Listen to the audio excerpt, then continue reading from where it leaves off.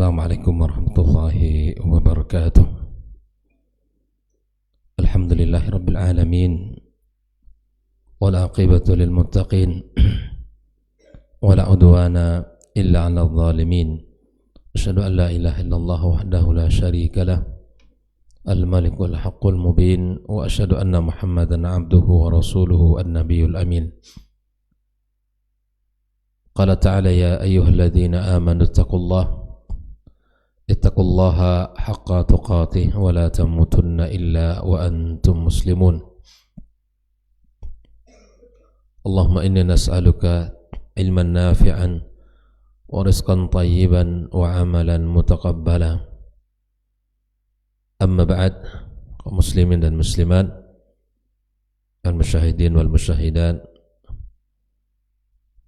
para penuntut ilmu dimanapun berada, rahimani wa rahimakumullah. Alhamdulillah, kita bersyukur kepada Allah Subhanahu wa taala atas segala nikmat dan karunia yang Allah berikan kepada kita.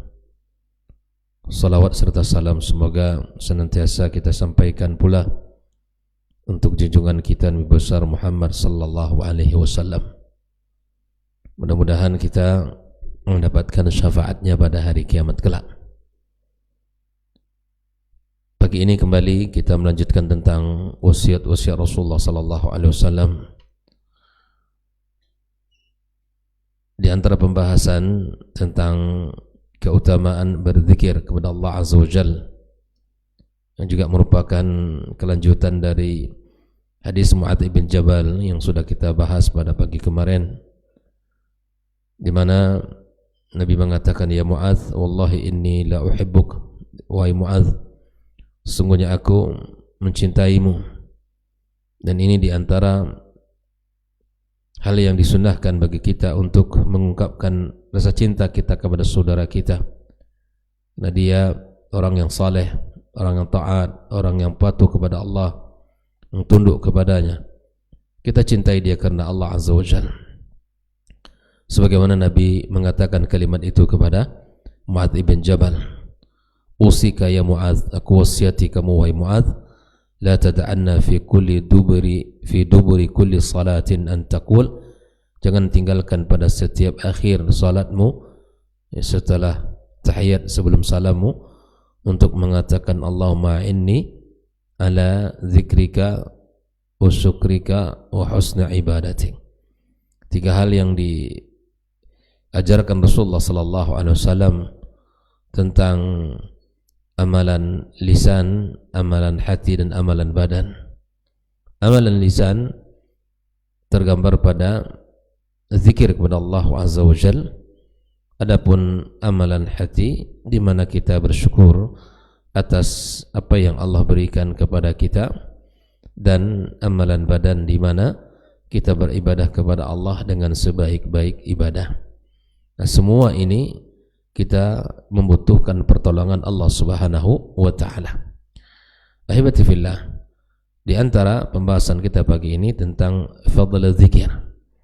An Abdullah bin Bisr radhiyallahu taala anna rajulan qala, seorang laki-laki yang datang kepada Rasulullah, lalu dia mengatakan, ya Rasulullah, ya inna syara'i al-Islam qad kathurat alayya, fa akhbirni bisyai'in atashabbathu fi bihi, fa akhbirni bisyai'in atashabbathu bihi. Ya, sesungguhnya syariat Islam ini sudah banyak wahai Rasulullah, ya, semuanya sudah dipelajari.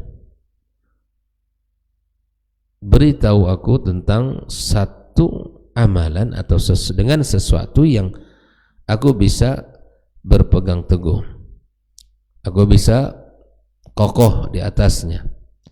Maka Nabi berpesan apa? La yazalu lisanuka ratban min dzikrillah. La yazalu lisanuka ratban min dzikrillah. Hendaklah lisanmu ya basah dari zikir kepada Allah Azza wa Jalla. Hadis riwayat Tirmidzi dan Ibnu Hibban dalam sahihnya. Nah, ini menunjukkan, hadis ini tentang keutamaan di dalam berzikir kepada Allah Azza wa Jalla. zikir ya bukan sekedar di ruangan tertentu di mana selesai salat orang berzikir selesai, bukan itu saja, tapi cakupan kehidupan kita itu semuanya adalah ruang kita untuk berzikir. Sebagaimana yang telah dicontohkan Rasulullah sallallahu alaihi wasallam ketika ibunda kita Aisyah ditanya, "Wa kaifa kana yadhkurullah?" Bagaimana sih Nabi itu berzikirnya? Maka apa kata ibunda kita? "Wa kana yadhkurullaha fi kulli ahyani." Nabi itu berzikir dalam setiap keadaannya. Duduk, berbaring, berdiri, dalam keadaan safar, muqim, sakit, sehat, sibuk dan lapang, semuanya. Nabi SAW adalah yang selalu berzikir pada setiap keadaan apapun, kecuali dalam keadaan yang dilarang berzikir, barulah dia tidak berzikir. Sehingga beliau mengajarkan kepada kita doa yang terkenal, yang ma'ruf, yang sudah kita hafal semuanya. Di saat kita keluar dari hammam, dari toilet, kita membaca ghufranak. Di antara penjelasan adalah kenapa kita membaca ghufranaka, minta ampun, artinya minta ampun kepada Allah Azza wa Jalla. Kita minta ampun atas kelalaian kita, karena di saat kita berada di hammam atau saat kita qada al-hajat, itu tidak boleh kita berzikir kepada Allah Azza wa Jalla. Di saat itulah kita terputus. Itu artinya apa? Kalau ke hammam itu hanya beberapa kali dalam sehari, ya. Alhamdulillah. Mungkin pagi tadi atau siang atau sore. Sisanya berarti kita di luar, dan itu sangat lapang waktu kita untuk berzikir. Maka oleh karena itu sibukkanlah diri kita untuk memperbanyak zikir. Nah, hal yang paling penting ahibati fillah, kita minta kepada Allah agar Allah bantu kita bisa menjadi orang-orang yang berzikir kepadanya. Karena apapun keinginan, ilmu yang sudah kita pelajari, keinginannya tinggi, semangatnya membara, tapi tidak mendapatkan taufik dari Allah, juga tidak bisa. Maka baca doa Mu'adz yang baca doa yang diajarkan oleh Rasulullah kepada Mu'adz, Allah ma'inni, ya Allah bantulah aku ala zikrika wa syukrika wa husni ibadatik. Kalau tidak Allah bantu kita, tak akan dapat kita kemudahan di dalam menjalankannya. Ya Allah, jadikan hamba yang selalu berzikir kepadamu. Ya Allah, bantulah hamba yang selalu bersyukur atas nikmat-nikmatmu. Kita minta pertolongan kepada Allah Azza wa Jalla yang menguasai hati kita.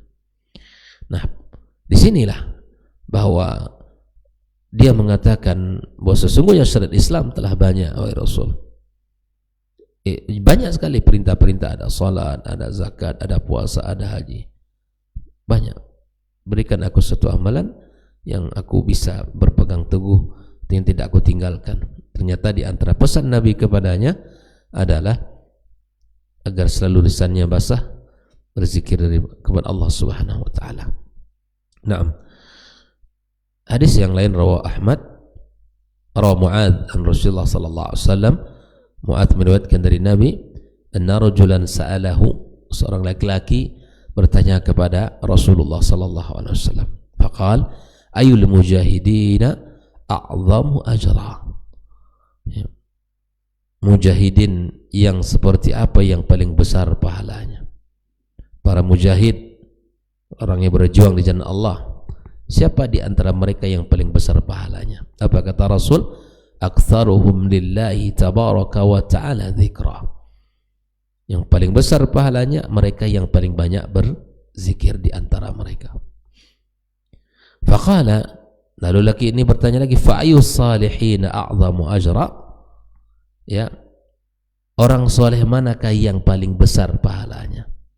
Bayangkan, pertanyaan mereka ini memang mencari satu kebaikan sehingga mereka nanti bisa mengamalkan.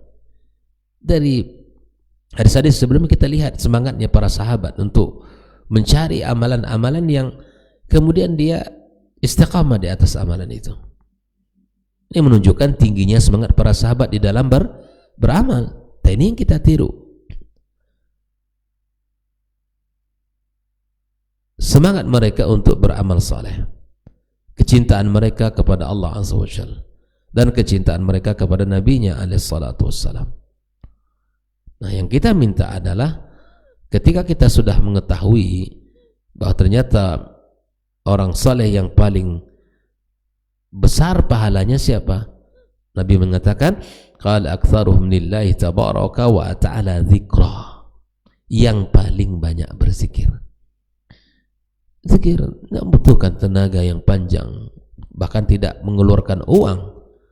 Nah, tapi kita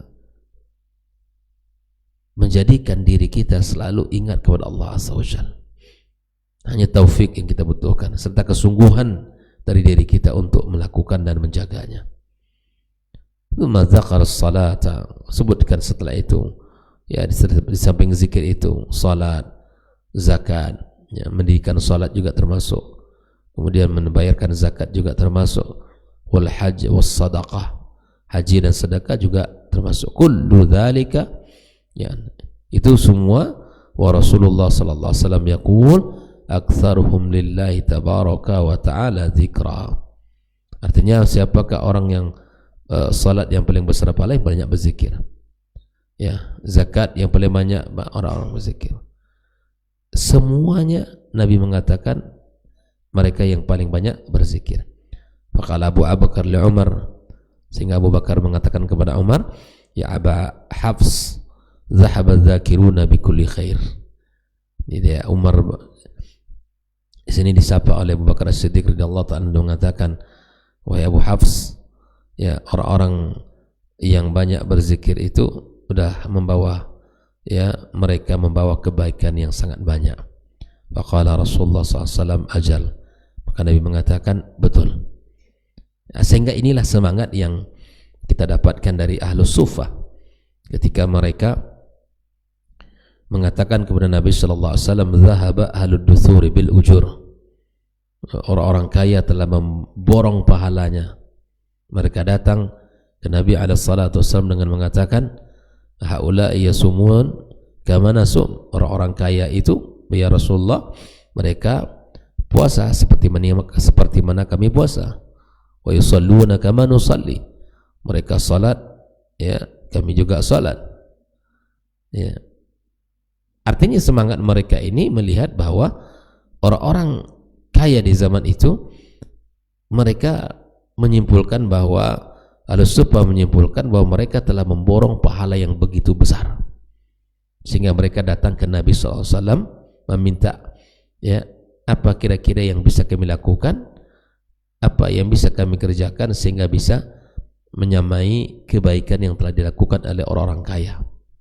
Maka Nabi mengatakan, bukankah setiap tasbih sedekah, bukankah setiap tahmid sedekah, bukankah setiap takbir tahlil sedekah? Naam. Maka kata Nabi SAW, perbanyaklah membaca itu. Subhanallah, alhamdulillah, wa la ilaha illallah, Allahu akbar, subhanallah, wa bihamdihi, subhanallah lazim, banyak. Lalu mereka Ahlus Sufah semangat membangun, semangat mereka mengamalkan, membaca, berzikir kepada Allah Azza wa Jalla, untuk mengejar ketertinggalan mereka dalam bidang sedekah dan untuk mengejar ketertinggalan mereka dalam ketaatan yang namanya zikir tadi. Mereka semangat mengamalkan, orang kaya pun tahu kalau itu amalan diajarkan Nabi oleh Nabi kepada mereka. Lalu orang kaya pun semangat dalam berzikir. Begitu Pak Yogi semangat mereka antara mencari sesuatu yang membuat mereka ini dia mendapatkan kemuliaan di sisi Allah. Berbeda sekali dengan kita hari ini. Kalau kita pikiran kita hari ini apa? Bagaimana, ya, kehidupan dunia kita lebih layak, itu tidak salah. Tapi ketika kita memikirkan itu,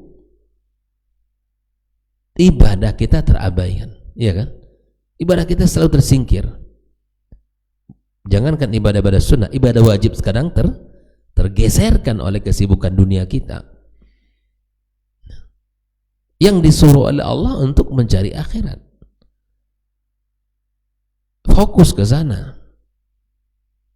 InsyaAllah dunia dapat. Tapi kalau kita balik, sibuk kita dengan dunia, habis waktu kita mencari, ya, rezeki dan bekerja, akhirat tidak ada kepastian dapat. Tapi kalau akhirat kita seriuskan, dunia dapat. Siapa yang menyampaikan? Rasulullah sallallahu alaihi wasallam. Nah, sama dalam bab ini. Para sahabat mencari amalan-amalan unggul yang kemudian bisa mereka kerjakan. Sehingga mereka apa? Ya, kalau bisa kita lihat hari ini bukan iri ya. Semangat mereka untuk menjadi orang baik itu sangat tinggi. Sehingga kebaikan yang dilakukan oleh orang, dia menginginkan kebaikan itu dia lakukan juga, dia minta sama Allah Subhanahu wa taala. Jarang orang yang mencari, ya, lagi selalu saja pandangan kita ini kepada urusan dunia. Kalau urusan dunia silau kita, pengen kita berlomba-lomba, tapi di urusan akhirat lemah kita, lemah. Tidak seperti semangat tingginya semangat dia ketika mengejar dunia. Inilah penyakit kita hari ini. Maka Nabi SAW mengatakan ajal, iya. Dan Allah Subhanahu wa taala telah menyebutkan dalam firman-Nya betapa banyaknya pahala dan ampunan yang Allah sediakan bagi laki-laki dan perempuan yang berzikir kepada Allah Subhanahu wa taala. Maka oleh karena itu ahibati fillah, zikir ini ibadah yang agung, ibadah yang mulia. Ruangnya sangat luas. Bacaan juga sangat banyak. Dan dia amalan ringan tapi berat dalam timbangan. Dicintai oleh Rahman. Dan mudah diucapkan oleh lisan. Subhanallah wa bihamdi, subhanallahil azim. Kita baca itu. Tidak ada aktivitas kita kecuali kita ikat dengan Allah Azza wa Jalla, dengan ikatan ini, iman kepada Allah Azza wa Jalla. Oleh karena itu ahibati fillah, di sini bahwa penekanannya agar kita menjadi orang yang selalu berzikir kepada Allah Azza wa Jalla.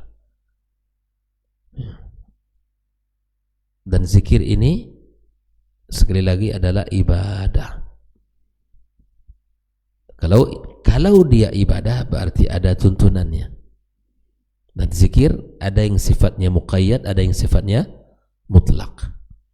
Kalau muqayyad itu ditentukan oleh jumlah dan Nabi yang menetapkannya. Ya. Tapi kalau zikir mutlak, apa saja boleh kita baca, ya, apa saja boleh kita baca, dan asal tidak apa saja boleh kita baca asal tidak bertentangan dengan akidah kita dan keyakinan kita. Kadang ada orang membuat lafaz-lafaz zikir, ya kan? Dan sebaik-baik lafaz zikir apa yang disampaikan oleh Rasul. Ada orang membuat lafaz-lafaz zikir dengan hitung-hitungan tertentu, dengan jumlah-jumlah tertentu. Terkadang itulah yang akhirnya membuat dia gagal. Atau misalnya seperti yang pernah saya sampaikan, bahwa ada seseorang yang diruqyah oleh seorang ustadz, ya, ternyata dia tidak mau keluar jinnya. Kenapa ditanya? Kenapa tidak mau keluar? Karena dulu saya dipanggil setiap hari 1000 kali. Zikir itu tidak masyru', tapi seperti dijadikan hal yang pokok. Subhanallah. Oleh karenanya ibadah zikir ibadah yang agung dan mulia, dan memberikan kebaikan bagi kita, bagi keluarga, bagi kebaikan bagi siapapun. Dan bahkan laki-laki yang perempuan yang banyak berzikir, Allah sediakan ampunan pahala yang besar. Jadi sekali lagi bahwa zikir adalah cakupannya luas, ruangnya sangat luas dalam kehidupan kita. Setiap helak nafas, setiap berbaring, setiap duduk, setiap berdiri, setiap lari, setiap jongkok, setiap pagi dan petang, itu semuanya ada pada keutamaan berzikir. Dan mari kita senantiasa jaga zikir kita. Ya subhanallah, sekali lagi kita minta sama Allah pertolongan karena tidak mampu kita melakukannya lagi kecuali atas izin Allah Subhanahu wa taala. Nah, karenanya inilah pembahasan yang bisa dibahas dan disampaikan pada pagi ini. Semoga kita termasuk orang yang dibantu dan ditolong Allah untuk bisa berzikir kepada dengan sebanyak-banyaknya. Dengan sebanyak-banyaknya. Karena sedikit orang yang mendapatkan taufik ini sehingga dia menganggap itu adalah hal yang biasa. Padahal jika diamalkan, keutamaannya sangat tinggi di sisi Allah Subhanahu wa taala. Barakallahu fikum. Inilah pembahasan kita pagi ini. Insyaallah kita lanjutkan besok tentang al-hijr al-ma'asi wa tamasuk bi ta'atillah wa dzikri. Ya, subhanakallahumma bihamdik, asyhadu an la ilaha illa anta, astaghfiruka wa atubu ilaik. Assalamualaikum warahmatullahi wabarakatuh.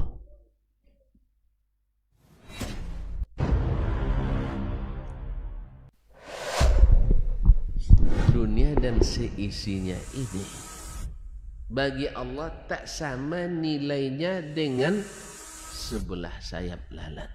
Barang siapa yang beramal untuk akhiratnya, Allah akan cukupkan baginya urusan dunia. Sayati zamanun 'alan nasi as-sabiru fihim qalqabit al-jamarah. Akan ada satu masa di akhir zaman yang berpegang teguh dengan agamanya seperti orang yang sedang memegang bara